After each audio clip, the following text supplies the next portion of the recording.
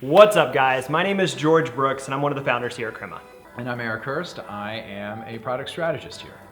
So maybe you have been handed, or you know someone who has been handed that big problem to solve. It was your boss, or maybe your boss's boss that said, hey guys, why aren't we more efficient? Or why aren't we growing at the pace that we should right now? Why aren't customers coming back? And you are now tasked to go figure out how to solve that problem. We found that sometimes technology helps with that. But where do you go first? What do you need to do before you start that project? We've got 3 tips that we think are going to help you to think about laying the land for how to get started on that project. So Eric, unpack those 3 ways that someone can start planning for a project and maybe how technology plays into that. The clients that we've worked with that have had the most success generally have a couple things, or these 3 things in place before they even start working with us. They know what their numbers are. They know whether they need a web or a mobile or a combination of those 2, that kind of a solution.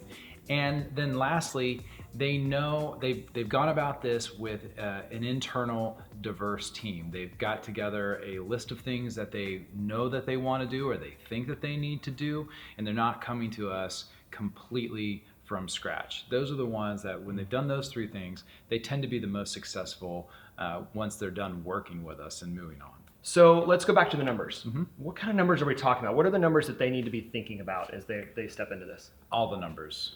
There's a lot of different numbers to be thinking about. It could be things like goals. So where are you now? Where do you want to be in terms of your customers? Maybe if it's an efficiency issue, how long is it taking to complete that process right now?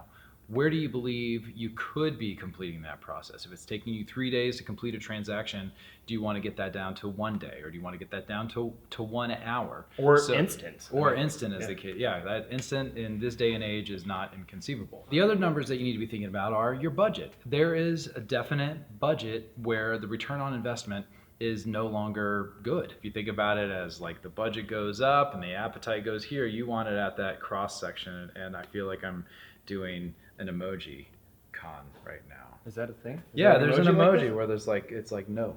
Oh, never used that one. We did it. The other things you might want to be thinking about with your numbers are, is it achievable, right? You don't want to set it so high that it's completely unachievable, but you don't want to set it so low that it's not stretching you to be more or better than what you currently are. Okay, so next, web, mobile, both. How do you even start to approach that? Well, the way you start to approach that is you look at who is going to be using the solution that you want to put into play. Are these people working at a desk most of the day, or are they out and about? Are they technically savvy, or are they not? So you just kind of need to look at it like that. Like, who is your audience is always a great question that you should be asking yourself all the time. What does it mean to start thinking about the team that you need to pull together to get this done? Well, I'm not particularly talking about the development team or your internal development team or a company that you might hire. I'm talking about your colleagues that you work with.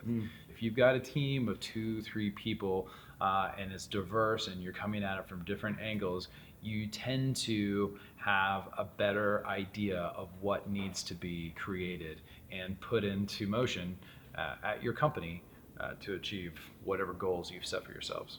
Well, and I think the big thing is to go back to the numbers, right? If everybody has a shared understanding about what that needle is that you want to move, what those numbers are, then you don't have that fight of who has to say what the thing is that we should build and what's right and what's wrong. It's like, what's going to help us to move the numbers? Right. Because that's what motivates us. Yeah, and additionally, if there's more of you in agreement on this, it's a lot easier to sell this up the chain. So those are 3 things to take away. 3 ideas that we think will help to prep you as you're both needing to sell it back into your organization because you've been tasked to fix this problem, and then also things to take to your team that's going to be actually working on this and pulling this project together to build a solution out.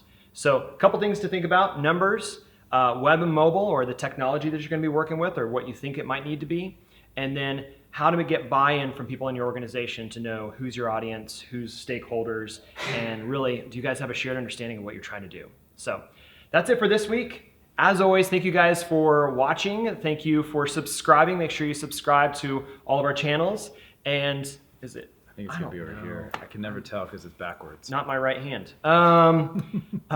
Anyways, thank you guys for watching. As always, make sure you share this with your friends, family, loved ones, and your step uncle.